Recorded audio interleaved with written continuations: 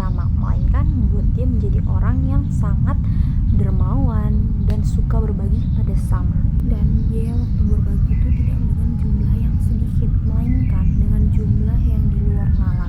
Saking banyaknya kekayaan yang beliau miliki, suatu hari Rasulullah bersabda bahwa Abdurrahman bin Auf akan termasuk golongan orang-orang yang masuk surganya terakhir, dan cara masuk surganya itu dengan cara merangkak karena terlalu banyak harta yang perlu dihisap. Mendengar itu, Abdurrahman bin Auf menjadi sedih dan dia bertanya kepada Rasulullah bagaimana sih caranya dia itu masuk surga tidak dengan cara merangkak, minimal berjalan. Lalu Rasulullah menjawab, bersedekahlah karena bersedekah akan meringankan langkahmu ke surga. Abdurrahman yang awalnya emang udah suka sedekah, dibilangin kayak gitu, dia tuh jadi makin jor-joran gitu buat sedekah. Bahkan beliau itu selalu berdoa supaya dimiskinkan oleh Allah. Ada salah satu cerita ikhtiarnya Abdurrahman bin Auf yang menurut aku lucu. Jadi suatu hari terjadi perang, itu namanya itu perang Tabuh. Jadi semua orang yang di Madinah itu mereka itu pergi perang. Sebelum mereka pergi perang, mereka itu udah panen kurma. Jadi sewaktu berapa hari mereka pergi perang, waktu mereka balik lagi, kurma yang mereka panen kemarin jadi busuk.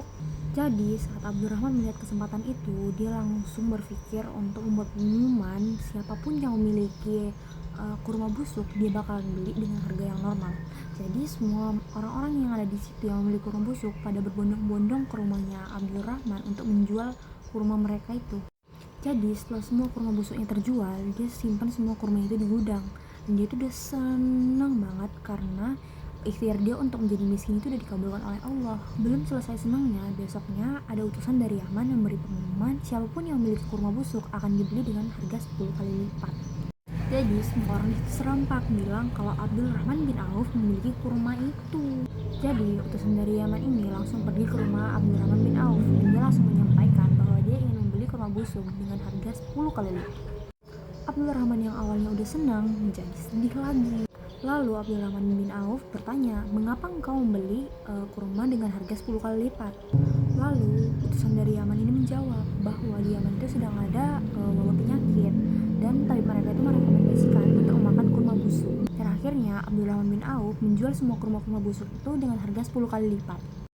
Malah Abdurrahman yang awalnya dia itu miskin, malah itu kekayaannya itu malah berkali-kali lipat dari sebelum dia belanja kurma-kurma busuk itu. Tapi sebenarnya kalau kita amati cerita ini, kita bisa lihat cara kerja sedekah. Ibaratnya itu kayak kita lagi lempar bola ke tembok. Kalau kita lemparnya pelan, dia itu pasti jatuhnya itu depan dinding doang. Tapi kalau kita lemparnya kuat, dia itu kemungkinan bakal bisa balik lagi sama kita. Itu sama aja kayak sedekah. Kayak kita tuh lagi lempar rezeki kita kepada orang dengan ikhlas, dan rezeki itu akan kembali lagi kepada kita.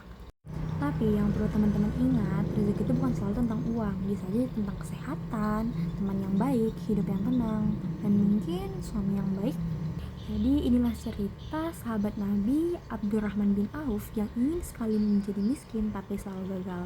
Nah, sekian cerita dari aku. Terima kasih. Assalamualaikum warahmatullahi wabarakatuh. Bye bye.